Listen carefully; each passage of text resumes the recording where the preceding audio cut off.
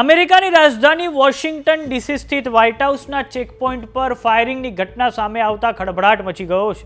White હાઉસમાં firing કરનાર વ્યક્તિએ હવે જીવ ગુમાવ્યો છે અને આ સંદિગ્ધ જે હુમલાવરની ફાયરિંગમાં એક વ્યક્તિ પણ ઘાયલ થયા છે. આ હુમલો દરમિયાન રાષ્ટ્રપતિ ડોનાલ્ડ ટ્રમ્પ વ્હાઇટ હાઉસની અંદર જ હતા અને પ્રમુખ ડોનાલ્ડ ટ્રમ્પ સંપૂર્ણ રીતે સુરક્ષિત છે. તો આવો જાણીએ સમાચાર વિસ્તારથી. નમસ્કાર, જમાવટ સાથે હું છું પાર્થ.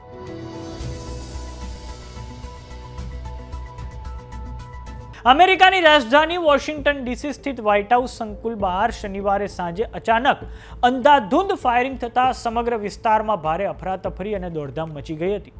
એક 21 વર્ષીય યુવકે વ્હાઇટ હાઉસના સિક્રેટ સર્વિસ ચેકપોઇન્ટ પર પહોંચીને અચાનક ફાયરિંગ શરૂ કરી દીધું હતું.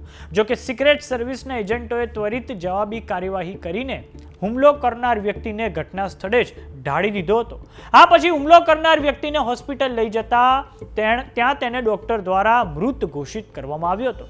હાલમાં તો આ હુમલો કરનાર વ્યક્તિની ઓળખ નેસીરે બેસ્ટ તરીકે થઈ છે. યુએસએના સિક્રેટ સર્વિસના કમ્યુનિકેશન ઓફિસ દ્વારા સત્તાવાર રીતે પ્લેટફોર્મ એક્સ પર આ સંપૂર્ણ ઘટનાને લઈને નિવેદન આપવામાં આવ્યું છે. આ નિવેદનમાં એવું લખવામાં આવ્યું છે કે 17મી સ્ટ્રીટ અને પેન્સિલ્વેનિયાના વિસ્તારમાં એક વ્યક્તિ દ્વારા પોતાની બેગમાંથી હથિયાર નીકાળવામાં આવ્યું હતું અને આ ફાયરિંગ શરૂ કરી દેવામાં આવી હતી. આ પછી સિક્રેટ સર્વિસ પોલીસ દ્વારા જવાબી કાર્યવાહી કરવામાં આવી છે, જેમાં સંદિગ્ધને ગોળી વાગી ગઈ છે. આ પછી હુમલો કરનાર વ્યક્તિને હોસ્પિટલ ખાતે લઈ જવામાં આવ્યો હતો, જ્યાં તેને મૃત ઘોષિત કરવામાં આવ્યો હતો. આ ઘટના વખતે એક રાહદારી પણ ઘાયલ થયા છે.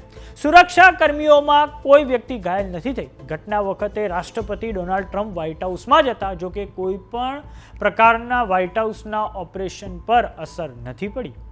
અમેરિકન અખબાર ન્યૂયોર્ક પોસ્ટ અનુસાર હુમલો કરનાર વ્યક્તિ નેસીરે બેસ્ટ પોતાને જીસસ ક્રાઇસ્ટ એટલે કે ઈસા મસીહ માનતો હતો. ભારતીય સમય પ્રમાણે 24મી તારીખે વહેલી સવારે તેણે વ્હાઇટ હાઉસની બહાર એક ચેકપોઇન્ટ પર ફાયરિંગ કર્યું હતું. ત્યારે જ સિક્રેટ સર્વિસના અધિકારીઓ દ્વારા તેની પર ફાયરિંગ કરીને તેને ઠાર મારવામાં આવ્યો હતો.